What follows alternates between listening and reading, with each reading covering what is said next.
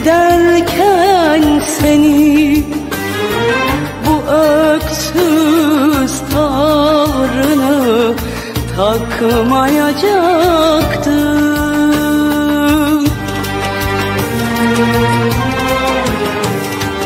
Hani o bırakıp giderken seni, bu öksüz tavrını takmayacaktım.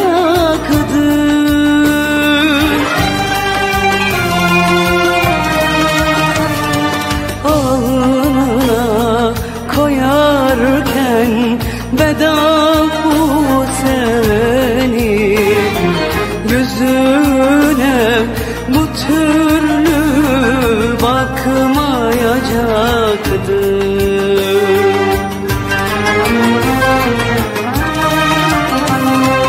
Alnına koyarken veda bu seni, yüzüne bu türlü bakmayacaktın.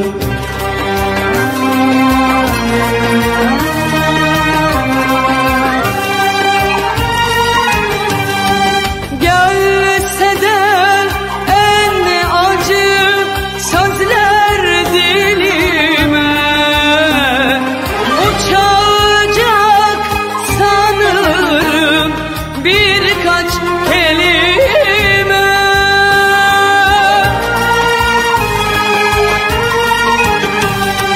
Bir alev halinde düştün elime.